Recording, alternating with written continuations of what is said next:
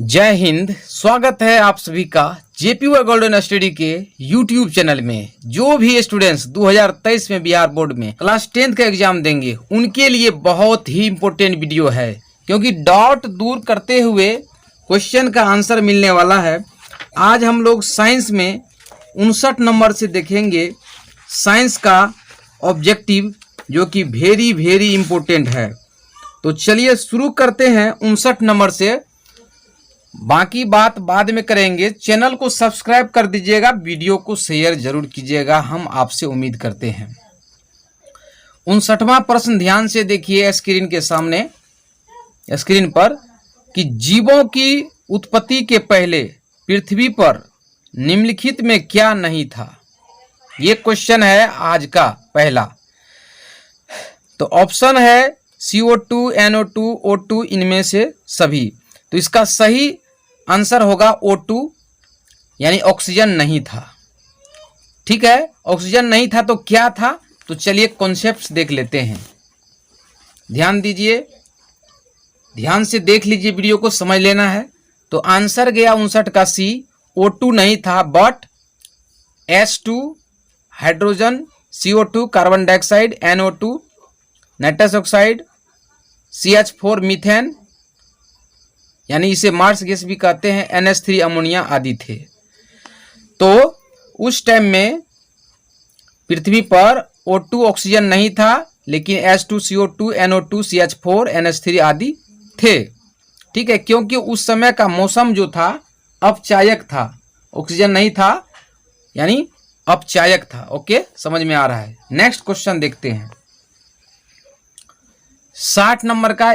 ये भी very important है। इसके बाद हो सकता है हम लोग ऑब्जेक्टिव 2018 से क्वेश्चन बैंक को देखेंगे, और क्वेश्चन बैंक हमको एक रास्ता प्रदान करता है और हमें जो है हमारा मार्क भी दिलाता है। 60 में है, भारत में उत्पादित प्रत्यावर्ती धारा यानी कि अल्टरनेटिंग करंट की आवृत्ति है। तो आवृत्ति का मतलब क्या होता है? फ्रीक्वेंसी, बारंबारता। वो क्या है? 50 हर्ट्ज है, 50 Hz है। क्यों है 50, बाकी क्यों नहीं है? तो 60 का आंसर डी जा रहा है। तो चलिए ग्राफ से समझते हैं। सबसे पहले देखते हैं कि अल्टरनेटिंग करंट, प्रत्यावर्ती धारा क्या है। देखिए, प्रत्यावर्ती धारा के लिए जो आलेख खींचा गया है, ध्यान दीजिए। यहाँ पर हमने क्या किया है, y एक्सिस पर जैसे O से A लिया है बिंदु, उसके बाद x अक्ष पर O से T लिया है। तो प्रत्यावर्ती धारा वही है जिसका जो दिशा है, जिसकी जो दिशा है वो समय के साथ बदलती रहती है, यानी कभी ऊपर कभी नीचे, इस तरह से बदलती रहती है। ये ग्राफ दिखाता है कि इसमें जो है धारा की दिशा, करंट की दिशा बदलती रहती है। ऊपर होती है तो ये उच्चतम मान होता है, यहाँ भी उच्चतम मान है। ठीक है, और यहाँ से यहाँ तक में, यानी O से कैपिटल T जो देख रहे हैं, एक आवर्तकाल होता है। ठीक है, और भी आगे होगा तो उच्चतम मान है, क्योंकि इसकी जो दिशा है प्रत्यावर्ती धारा की समय के साथ बदलती रहती है। ठीक है, तो इसी के कारण जो है इसमें प्रति सेकेंड 50 Hz जो है धारा प्रवाहित होती है, और इस तरीके से अल्टरनेट करती रहती है, बदलती रहती है। तो बदलती रहती है तो वो जो है 50 Hz है, क्योंकि एक सेकेंड में 50 Hz जो है बदलती रहती है। तो इंडिया में यानी भारत में उत्पादित अल्टरनेटिंग करंट, प्रत्यावर्ती धारा की आवृत्ति जो है 50 Hz है। समझ गए ग्राफ से? ये ग्राफ दिखाता है ये अल्टरनेटिंग करंट है, बदल के आ रही है। ठीक है, तो चलिए नेक्स्ट क्वेश्चन देख लेते हैं। 61 नंबर का भी इंपॉर्टेंट क्वेश्चन है। इसका कॉन्सेप्ट देखते हैं। एक माइक्रो एम्पियर विद्युत धारा क्या है? तो देखिए, सबसे पहले इसमें माइक्रो देख लेते हैं। माइक्रो समझ लेंगे तो इस टाइप का कोई भी प्रश्न बनेगा। ध्यान से देखिए, माइक्रो समझना है।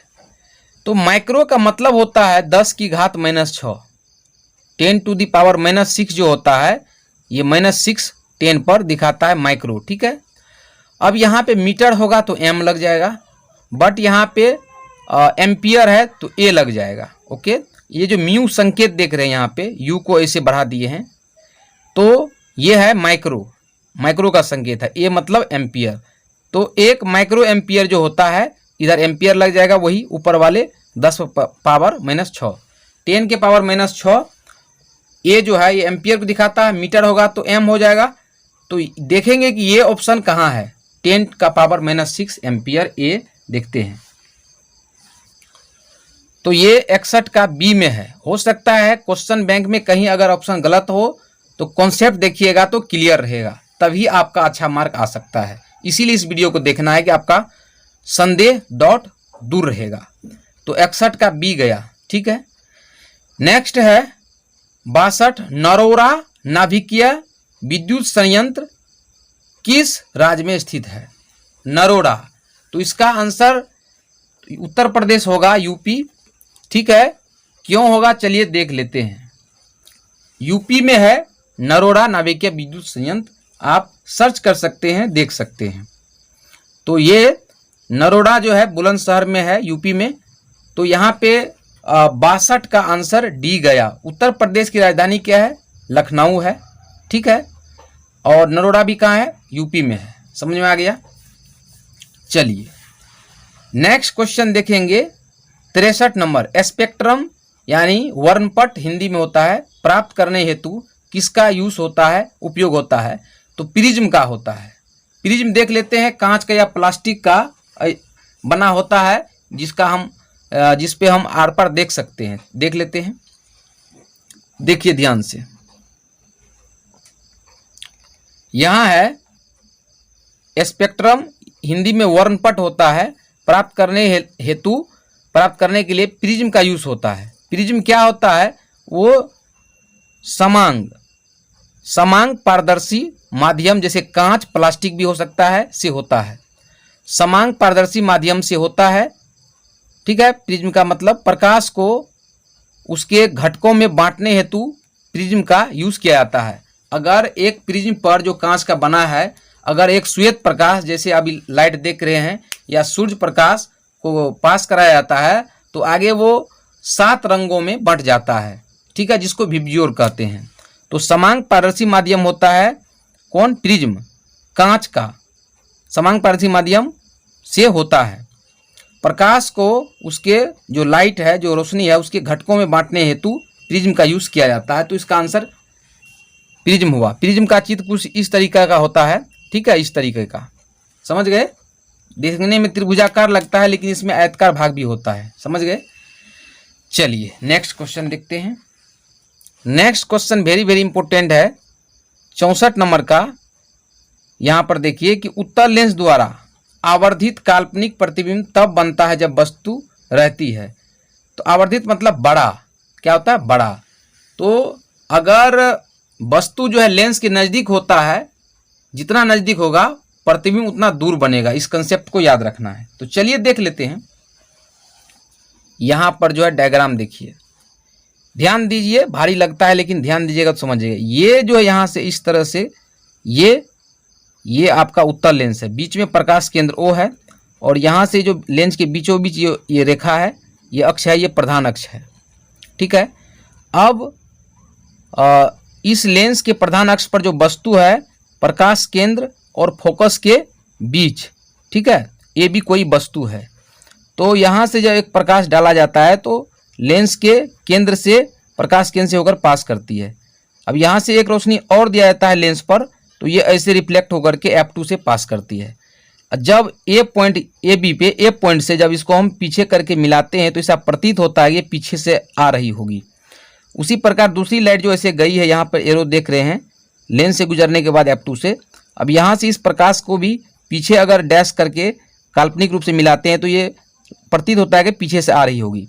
तो यहाँ से दोनों लाइट की जो काल्पनिक रेखा यहाँ पे मिल जाती है, वहाँ से जो ऐसे एक डैश लाइन खींचते हैं तो यही प्रतिबिंब बनता है लेंस पर, जो कि बड़ा दिख रहा है। वस्तु यहाँ पर ए बी आपका छोटा है, ए डैश बी डैश जो इमेज बना है, प्रतिबिंब बना है, ये बड़ा बना है।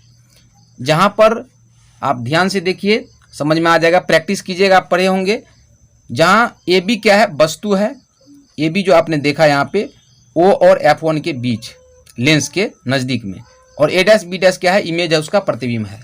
तो इस तरीके से क्वेश्चन एक बार चलिए फिर से देख लेते हैं। इस ग्राफ को एक बार रफ कर लीजिएगा आप, उत्तर लेंस में प्रधान अक्ष है, यहाँ वस्तु है, यहाँ प्रकाश को हमने क्या किया, यहाँ लेंस पर दिया, ऐसे गया, दूसरा प्रकाश दिया, ऐसे पास किया F2 से, ऐसे मिलाया पीछे करके तो लगा यहाँ से आ रही है।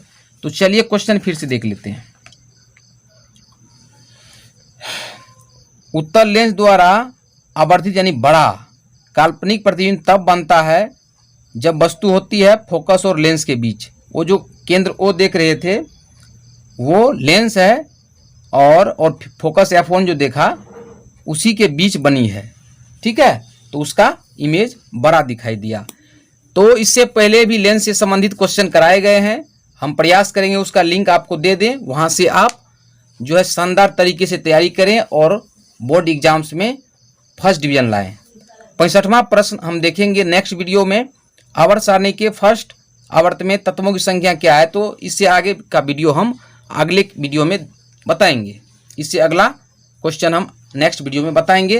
तब तक के लिए आई होप कि आप मैथ का भी ऑब्जेक्टिव चाहते हैं तो उसका भी लिंक मिल सकता है, वहाँ से मैथ का भी रोज 1-2 वीडियो से तैयारी कीजिए, कॉन्सेप्ट मजबूत कीजिए और डाउट को दूर कीजिए। Thank you.